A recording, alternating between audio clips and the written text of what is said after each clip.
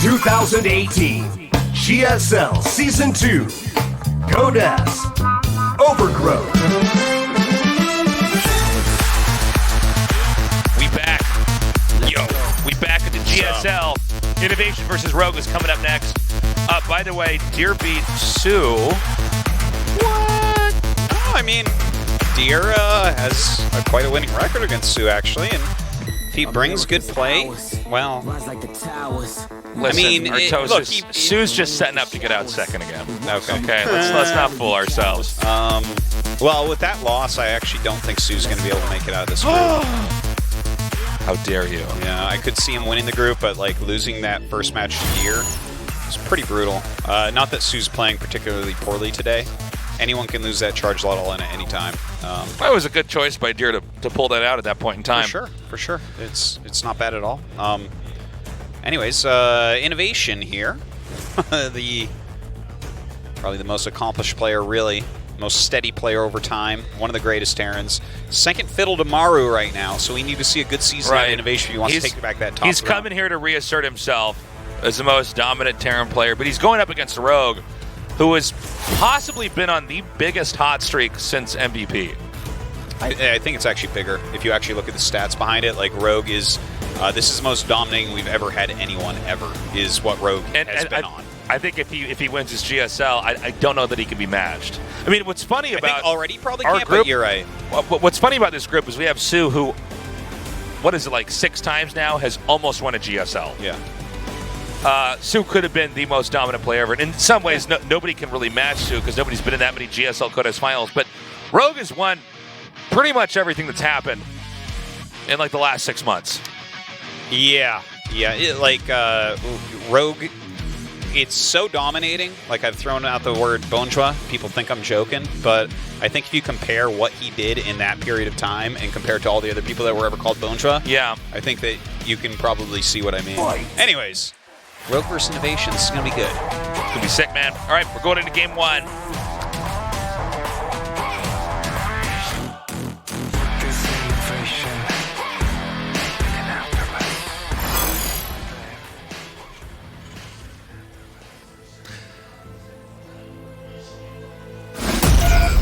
INnoVation. Oh, yeah, by the way. Oh Gaming now sponsors INnoVation. I love those O Gaming guys. Yeah. Good Funka just people. wanted his replays, I bet. No doubt. Jin Air Green Wings. This is all a Rogue. master plan for Funka to finally get better at Terran. Yep. It's pretty sick, though. Congrats to them. Picking up the one player that I'm really like, well, how the hell isn't he sponsored of everybody? Yeah, I know, right?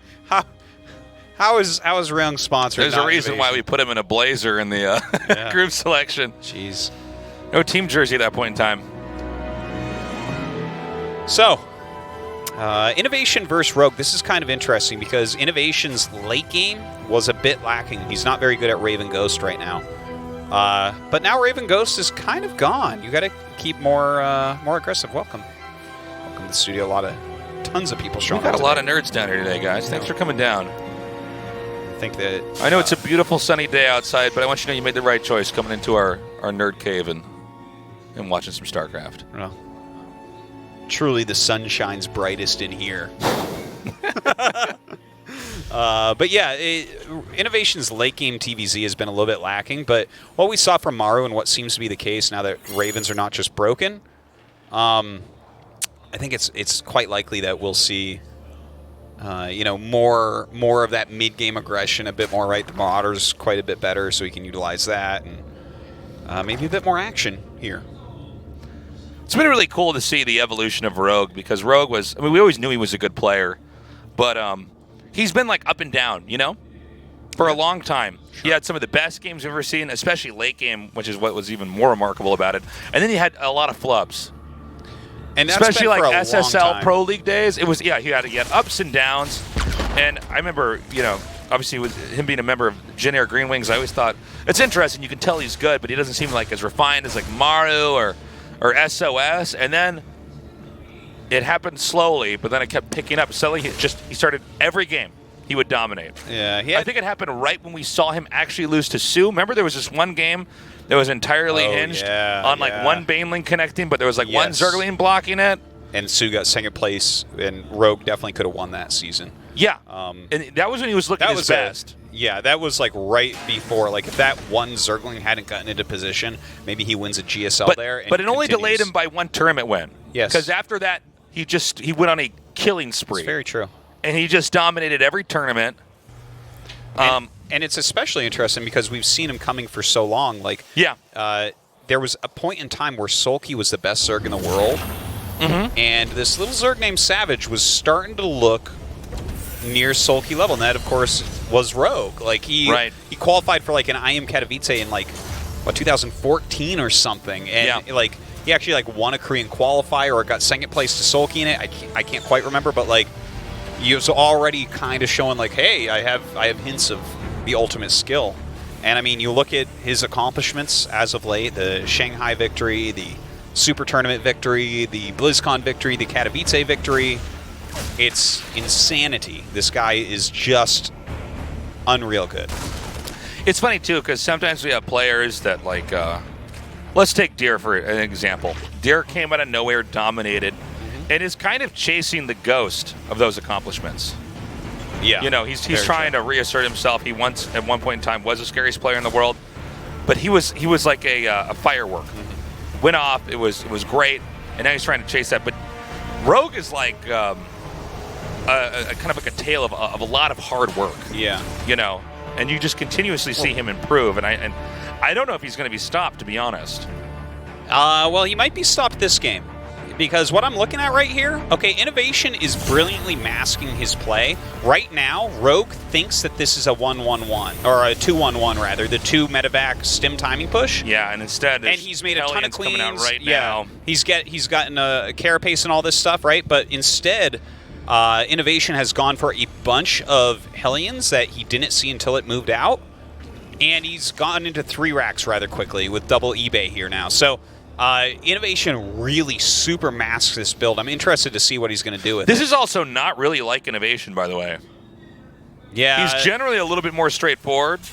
But he's been masking builds more and more lately. Like, especially with last year, he started kind of showing much more flexibility in his play, more sneakiness, a few more all-ins and stuff. And last year might have been INnoVation's best year yet, so...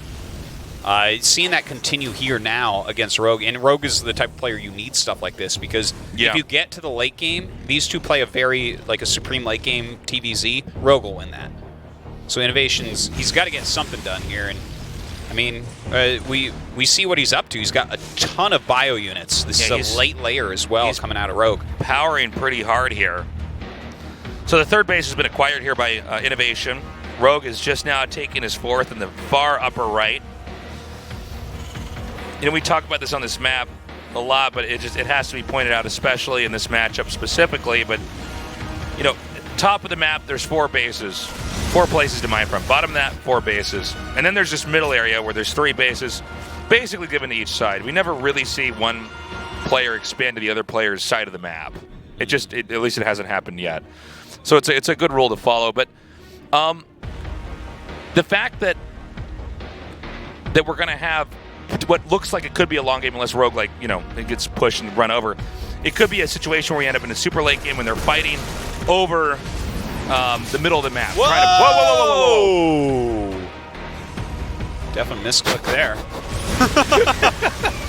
He had lost that. It's like, what? So we have Rogue chasing INnoVation down right now. By the way, INnoVation at the bottom of that, he's actually walling off his 3rd base. He's turtling up pretty hard. He actually might expand later on into the bottom center.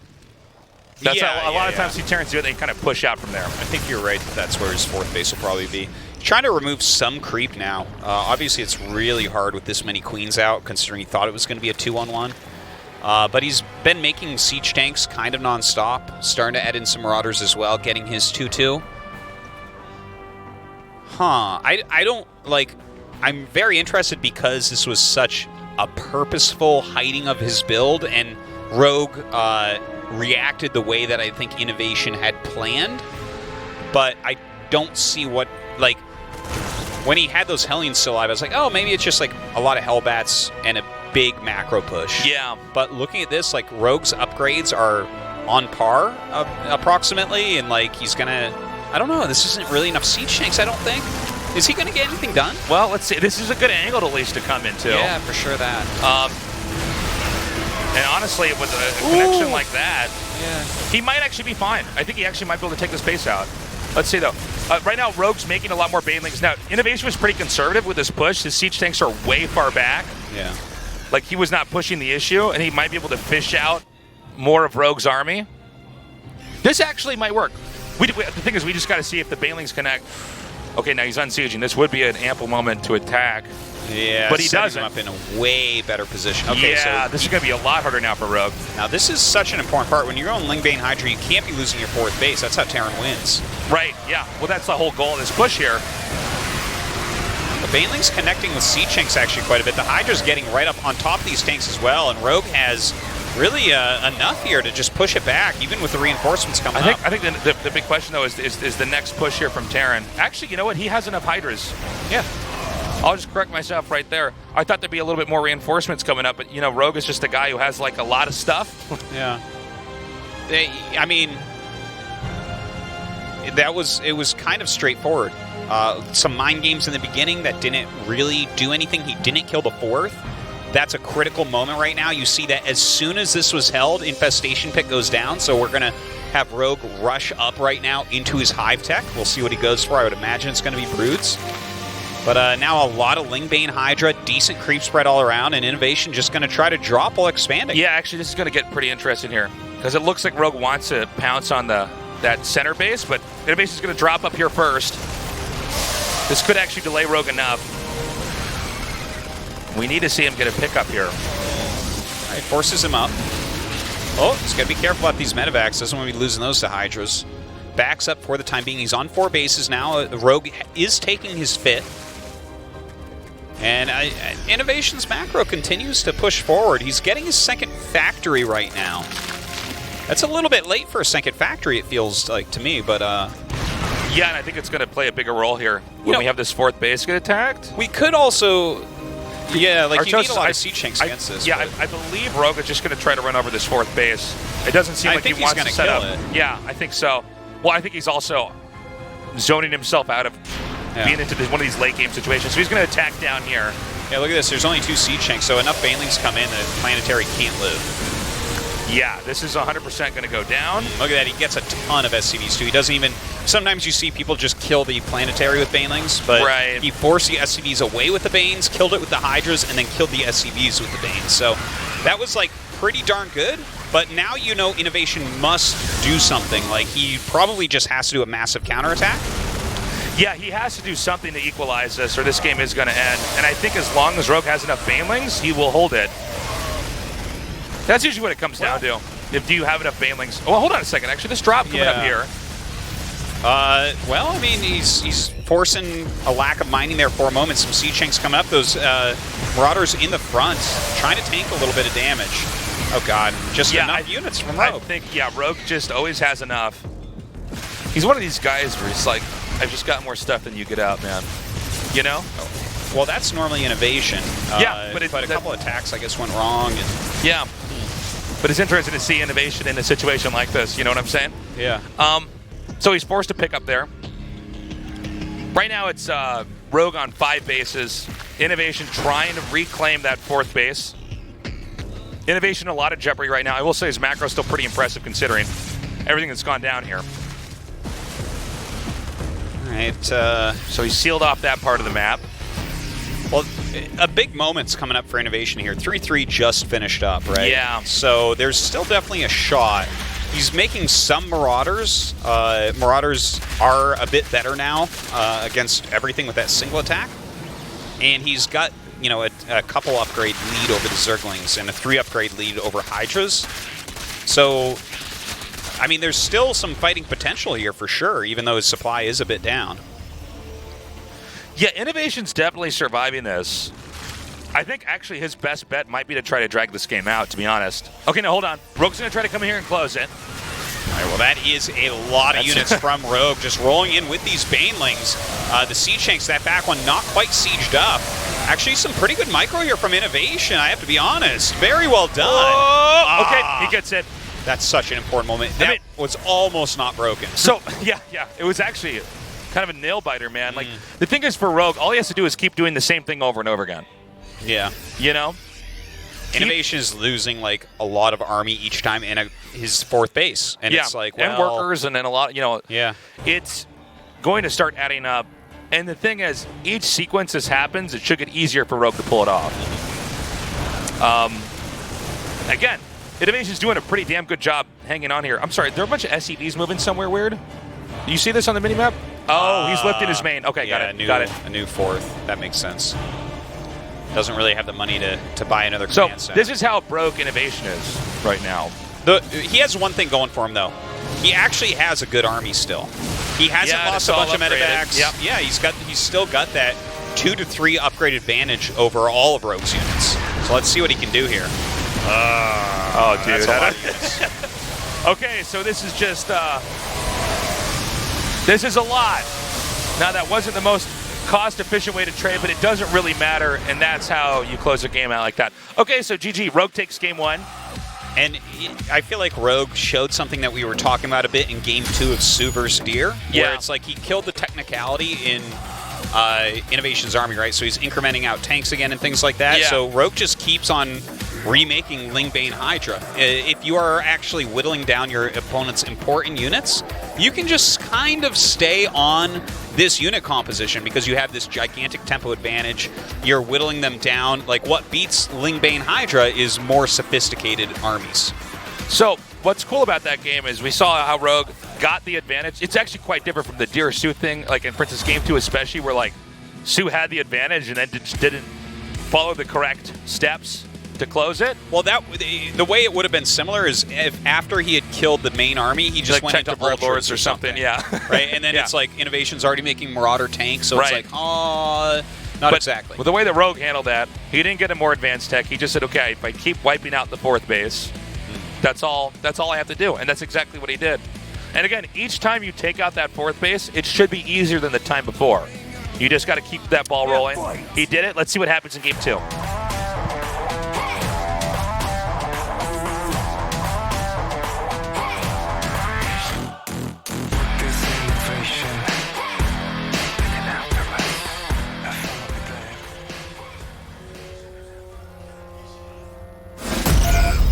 INnoVation.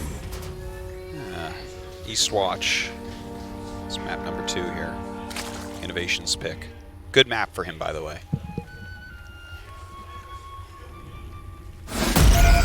Jin Air Green Wings. Rogue.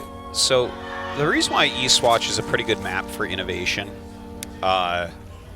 you know, there's like a lot of like thin areas with, you know, all those destructible rocks and everything. Right. Where you can actually siege up kind of behind walls, and it's hard for Zerg to actually flank you. They have to kind of go into a funnel choke, and that's where INnoVation gets really strong, where like his mid-game macro and these kind of basic units can abuse you. So it'll be interesting to see how Rogue plays to try to counteract that. Yeah. Because, like, I think a straight-up, like, any sort of Roach play is not the best here. I think a straight-up Lingbane Hydra is not the best here. I can't agree more. Yeah. But, you know, going into something like Mutas could be good, or maybe even cheesy play, or Sand Lingbane. I'm not sure exactly what he'll go for, but anyways, it's a good map for INnoVation. We should see a good game here. It's kind of fun having these two guys fight. Here's the thing, Artosis. Yeah. It's kind of weird to see INnoVation stuck in his base. Yeah. Right? Not normally something that you see. Think of all the games you've ever had of INnoVation. What does it look like in your head? It usually looks like him pushing across the map. Yeah. You know what I mean? And killing stuff. When he's stuck in his And a base, very it's not robotic- because the depths have killed all his SCVs. Yeah. Yeah. But in this game, or I should say the previous game, it was like Rogue actually just always had enough. These are like our two muscle macro players. Yeah, I would actually even give more. What was it in Predator when Arnold Schwarzenegger met that other guy, and they shake hands, and it was just like back in the 90s? Yeah. What is that? Wait, what is that guy's name? That is such a funny scene. Oh God, wait, but I gotta describe it better.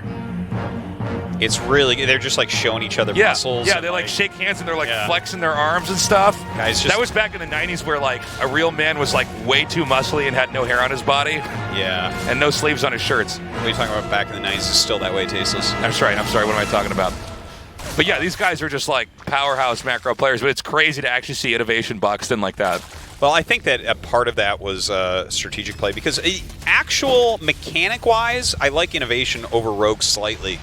Like, I think that Rogue's like superpower comes from his brain even more, where it's like he just, of course, his macro is all super duper good, but like he was, even though INnoVation tricked him, right? He was like going for +1 carapace. He was going for mass queens there. It really did look like 2-on-1 from the front, right? Like, you don't make Hellions and not send them out. And he showed like 5 Marines. So you see that many Marines and you're like, yeah, well, this has to be 2 medevacs and stim. No, you're making a really good point. Like, yeah. you're totally right. Like, he did not follow a direct route to get where he was going, which is why he didn't quite have as much.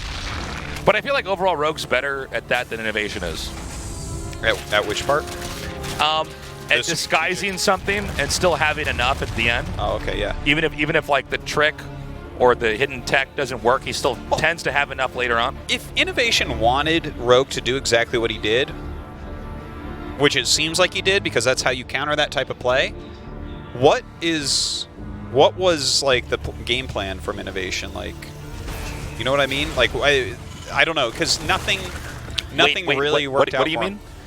So if you do that type of like slight mind game and force him into like the extra queens and the slower layer and stuff, maybe he wasn't supposed to lose the Hellions and the Hellbats would have tanked better and he would have been able to kill the 4th. It seemed like the entire game for INnoVation was hinged on killing the 4th base. It oftentimes is against Lingbane Hydra, right? Yeah, I don't think it's the wrong way to play. Yeah. You just keep curbing it, you know. By the way, this time it is that exact build that we were talking about that he was trying to pretend he was doing previously. And Rogue is countering it in the exact same way. So lots of queens, +1 carapace against the quick stim 2 medevac push. So here it comes. By the way, I feel like INnoVation is the best player in the world at this build. Okay. He's come out and he's... sometimes he's who would you say, Maru? I think it was Byun at one point, and then I think maybe INnoVation took over, and I think Maru's the best at it now, in my opinion. But they're all 3 of those guys are fantastic at this. They're all great at it. Yeah, so... But he's going to come out here now. Now, the fact that Rogue has responded in the exact same way shows that he's not easily duped. You know, that's I mean, this is why we make him play a best of 3, is there's opportunities to meta in build orders. So he's INnoVation now dropping in here. The Lynx have pretty decent surface area. I love the Spore running back in after it had retreated. He kills off some of the Marines there and actually will force this back. That actually did not go that well for INnoVation. No, that was a pretty even trade. If you lose that many Marines, you lose a lot of momentum with the push. It's very important that you don't lose anything when you're doing this. Now, he's cleaning up some creep tumors, but overall the threat level is nowhere near as big. Yeah, and it seems like INnoVation is just going kind of macro behind this. Sometimes you see 2 more medevacs arriving right now to reinforce this push and try to keep it going, but it's almost good that he didn't do that because he lost a lot of Marines. So his 1-1 is going to finish up pretty quickly here. He's got that 3rd command center coming as well. Rogue's creep spread is going to get to be really awesome from here, though. Yeah, Rogue is not backing down. He's continuing to grow on the map. We've got some Banelings coming in here now. Yeah, but again, it's a pretty dinky army that INnoVation's pressuring with right now, you know? Well, in this type of situation where you already really haven't done too much, a lot of times what you continue to do with this is just pick off creep. Yeah, well, that's probably the most that you can ask for, right? Okay, now he's going to try to drop in here, and I don't actually think there's anything here to defend. No. This is a universal thing. If there's a Spore in the main base, go drop it because there's nothing else there. I really like that. It just keeps that's a very happening good point. Yeah. Forever. Yeah. Oh, look at that. You see him back those Banelings up? That was pretty sick. That was really good. That was pretty good. And look at the placement of those Spores, by the way. Yeah. You kind of box them into that area so that even though this came up and Rogue didn't have units there, that gives you enough time. Because if you fly over a Spore, you're going to lose your medevacs pretty quickly. Right. So you have them in that tiny little corner. And, I mean, he gets the unload, you lose some Zerglings, but you don't lose anything that's important. So INnoVation's going to try to expand over here in the center right. And again, we want to watch carefully at what he's doing with these drops up here, because there is going to eventually be an opportunity for Rogue to try to counterattack. Some decent micro, but just plenty of units here. Picking up what he can to get out with. Yeah, at least he's kept the creep off of this bottom part reasonably well. Well, the upgrades continue here on both sides. INnoVation staying just ever so slightly ahead. The Spire is on the way. So that was one of the things that I was talking about before that's kind of interesting on the map is you're not as likely to see people just commit immediately into Hydralisks. They don't go through these little chokes very well. Right. They don't really chase down medevacs or anything like that very well. It's a gigantic map. So I actually really like that we're seeing the Spire come up. Not sure if you'll be able to get a whole lot done with it, but if you can keep INnoVation on the back foot a little bit, maybe force them into some anti-muta at home, catch a medevac or two, they pay for themselves pretty quickly. Yeah, it also makes it Terran get off your back in a lot of ways. There's a lot more risk involved. This actually might go into a pretty long game here. Yeah, there'll be a very powerful INnoVation push coming very soon, like 2-2. That's generally a good timing for Terran to move out. And if Rogue holds that, I think the game goes quite long indeed. And I think there's a good chance Rogue will hold it. I mean, we'll have to wait and see for sure. Yeah. INnoVation trying to draw some attention over here. Now, the Mutalisks are actually hatching, so... And with this many Ling Bane, you got to be careful, because they just chase those medevacs right down. By the way, he got Burrow, which is kind of interesting as well, isn't it? Yeah. Like, we could see burrowed Banelings coming up. I feel like Burrow is something we still haven't seen enough of in StarCraft, even though it's used pretty regularly. Okay, so this is what we were talking about. That's so great that was the play that he needed to have. He kills the fourth base, though. That is very, very important. Which is all that INnoVation has to do. Yeah, Ling Bane Muta does not play well on 3 bases. All right, well, he's going for his own counterattack. He'll clearly cancel this 4th base, but INnoVation's fine playing 3 base versus 3 base right now. He's going up to 3-3. This is old school, man. When you're playing Ling Bane Muta, you need to get something done before they have 3-3. This is like DRG's playing right now. Yeah. Coming up here, Masslings, Bane's Mutas. He's keeping Terran pretty matted, to be honest. Not too bad. He's going to lose his ground army here, it looks like. Picks off a few units, though. Oh, God, that's a big... Actually, this might be too much. Okay, Rogue needs to go back, rinse and repeat here. Ooh. Okay, all the tanks stay alive. That's pretty big. Oh, look at that Thor just kind of being shuttled over here. The Mutas do have to turn around. All right, so the counterattacks from Rogue, not too bad. He's taking that gold base as well, so that should be finishing up, or it did just finish up. Okay. Right now, INnoVation forced back on the map. He's not able to push that easily, but he did succeed in taking out that 4th that we saw earlier. But he's going to have to try to push out again. Now, Rogue is staying in this tech, right? He's got these mutas. He's massing up a lot more Zerglings and Banelings. In some ways, Zerg is actually okay taking a fight as long as it's in a good angle. Oh, dude! Oh, my God. Things like this are amazing. Woo. You know, this is something that my heart skipped a beat. We predicted in the beginning of Wings of Liberty to be a super powerful move. Oh, okay, there that was so sick. Oh, my God. Really, really valuable move right there. It's funny, too, because probably in retrospect for INnoVation, it was the obvious location to hide him, right? But it's pretty far on his side of the map. He's like, you didn't have time to do that. Yeah, but he did. Beautifully done there. So now Rogue wants to try to close in on this army here, and this is actually a really well-orchestrated attack. Yeah, but look at when Rogue hits in. He hits in literally seconds before 3-3, so a little bit lucky there. He actually clears all the bio. Like, I mean, the push is over. Actually, like 3-4 seconds before +3 attack finishes, which is such an important upgrade. Yeah. So a big moment right there. But INnoVation's not done yet. He's going to try to push in. Oh, wait, are those Banelings? Yes. They are? Yes. Dude! Okay, guys, if you don't think that Rogue is going to win this season of GSL, I don't even know. Dude, he looks so good. Weird world you're living in. The fact that Rogue is already like the best late game player across all 3 races, and now he's using burrowed Banelings with Ling Bane Muta in the mid game, and setting these traps and getting them to go off against INnoVation. Like, what more can you do? Dude, he's styling. What more does Rogue have to do to make all of you think he's winning this season? Uh-oh. Dude, he's styling on INnoVation. This is so my crazy. God. This is how good Rogue is. He's butchering him. Yeah. This is... I don't think INnoVation's going to have much more time in this game. I mean, he's losing his natural. No, he's dead, he lost man. all of his workers at his third base. Rogue continues to grow. Rogue is so good. He's ridiculous. What do you think he's going to do to Deer in the winners, though? Oh, it's gonna be crazy. Dude, this is just so impressively done. Now, INnoVation has every right to keep playing, but I just don't think he can last much longer, right?